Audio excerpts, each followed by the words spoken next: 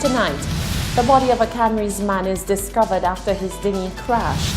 The former director of the Caribbean Drug and Alcohol Research Institute keeps the faith about cannabis decriminalization, but wants the industry placed in the right hands.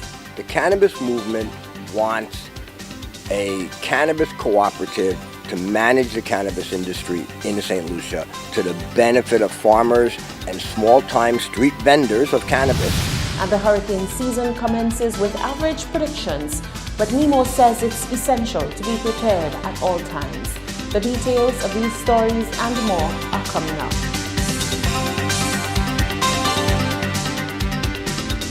This is the Hot 7 Nightly News with Lovelace and Amy Joseph. Good night. It is Monday, the 3rd of June, 2019. Welcome to the Hot 7 Nightly News. We're on Flow, channel 117, also being simulcast on Kiss FM 105.5 and 105.9. You can also watch on our website, www.caribbeanhottv.com, and of course on our free Caribbean Hot FM mobile app. I'm lovely St. Amy Joseph. Thank you for joining us. A Canaries man is dead in a suspected drowning. Police say the individual has been identified as Danley Noel. Noel's body was recovered Monday by Marine Police. A dinghy in which he was sailing is reported to have crashed into rocks somewhere between the Buckeye Marine Terminal and Marigot Bay. There were no marks of violence on the body, but a police investigation is underway to determine the circumstances surrounding Noel's death. Despite some having lost hope, the former director of the Caribbean Drug and Alcohol Research Institute, Marcus Day, still believes cannabis decriminalization is a certain eventuality. His major concern right now is who will steer the cannabis strain. Marcus Day is the former director of the Caribbean Drug and Alcohol Research Institute. He says while he believes government is moving steadily towards decriminalization and legalization of cannabis, he wants to see it done the right way. The right way, according to him, is to leave the industry in the hands of cannabis farmers' cooperatives. Any other approach, he says, will simply be a case of the rich getting richer off cannabis, while small farmers and hustlers who have dabbled in cannabis for years are shut out of the industry. We projected in the Penmandu exercise that in the first full year of operation under a cannabis cooperative, farmers cooperative, that we would generate $42 million in revenue, tax revenue for the government, right? We came up with the prices, this kind of stuff. We're ready. You know, the cannabis movement, the people involved in the cannabis movement have been involved in cannabis for many, many years. People have been selling cannabis. People have been growing cannabis. The cannabis movement knows how to manage the cannabis business. Government is so loving of public-private partnerships. My suggestion is give us a public-private partnership with the cannabis movement as the cannabis cooperative and the government of St. Lucia. Let us manage it for you. We will keep it organized. We will keep cannabis away from young people. We will regulate the industry so that there's no smoking on the street, and we will take care of it. I am confident that the people involved in the cannabis movement can manage this industry and do it to the benefit of the people of St. Lucia and the government of St. Lucia, and there would be revenue for everybody.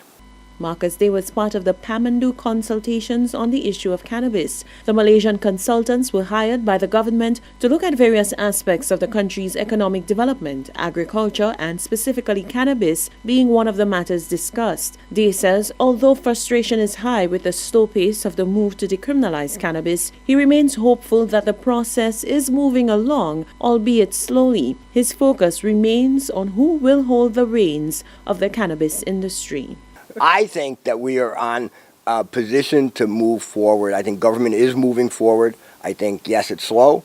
I think that the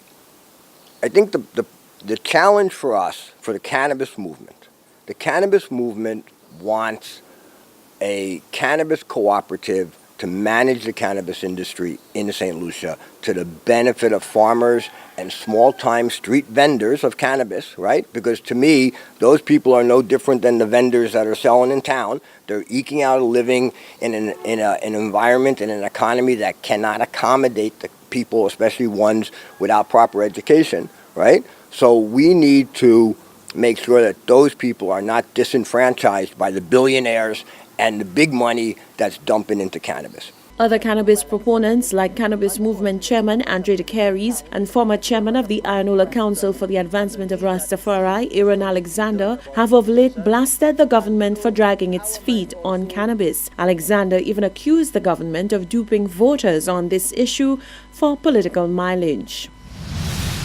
Meanwhile, the former chairman of the Ianola Council for the Advancement of Rastafari, ICA, says the Rastafari community cannot afford to show such patience with the government when it comes to decriminalizing their sacrament. I try my best to respect the views and opinions of everyone.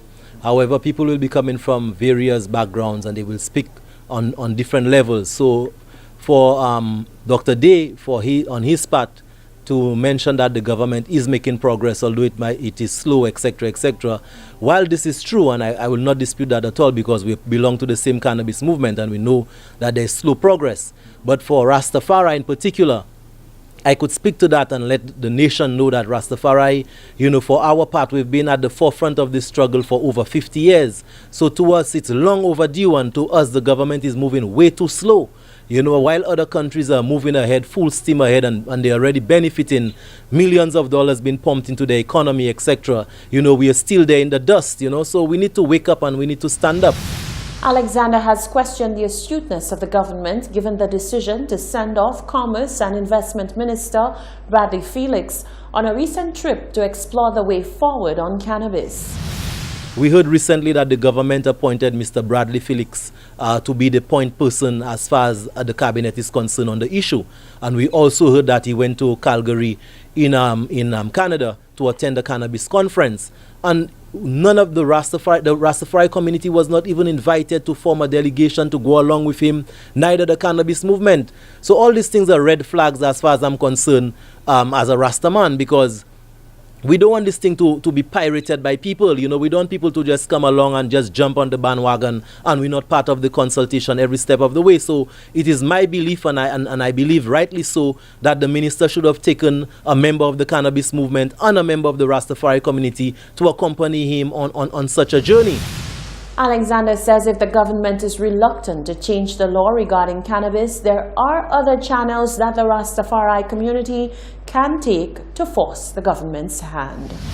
There's a recent situation in St. Kitts where a Rastaman sued the government, and the High Court gave the government 90 days to change the law. So we have the constitutional background that we could actually challenge these things with government and embarrass the government if that's what it takes.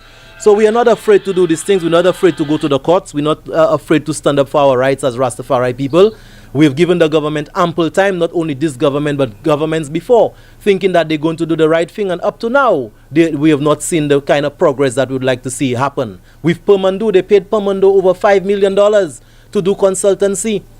And the cannabis movement, not a cent has been given to the cannabis movement, and the Permandu actually rode on the back of the cannabis movement because we gave them everything we had already compiled. So we gave it to them on a silver platter and they collected, and the cannabis movement didn't get a dime. That was former chairman of the Ianola Council for the Advancement of Rastafari, Aaron Alexander. A season for sunshine and a season for rain. Nemo says this is not the case.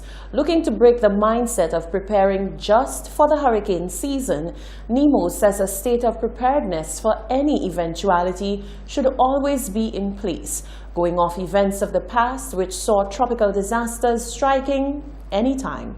More from Solange Alfred.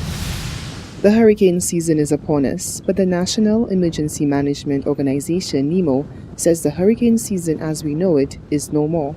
Hurricane season predictions project a near-normal hurricane season in 2019, with between 2 and 4 major hurricanes expected. Communities should take the hurricane season seriously because, as 2018 showed, even an average number of storms can cause significant damage and, in fact, can occur outside the season. Communications manager at NEMO, Kerwin Xavier, says a push is being made by NEMO to de-emphasize the traditional hurricane season timeline. This is in part to the unpredictability of disaster, says Xavier. NEMO actually takes this wonderful opportunity at the beginning of what is called the traditional hurricane season to try to get the public to de-emphasize hurricane season. Because what it does, it gives persons a false sense that hurricanes or adverse weather systems could only occur between June and November. We all know that not to be true, because earlier this year, in May, we had a hurricane already. And in 2013, in December, we had the Christmas Eve trough. Rather, we take the opportunity to ask persons to adopt what we call a perpetually prepared attitude, since that hazards could happen at any time. NEMO's communication manager says every St. Lucian is a member of the organization. He explains that making oneself available and seeking knowledge about hazards and disasters is the responsibility of every citizen.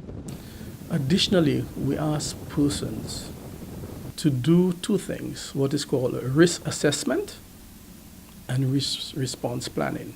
But to assist them, NEMO and the Red Cross prepared what we call a family disaster plan. What the family disaster plan has done, it took the 7 hazards that St. Lucia are most vulnerable to.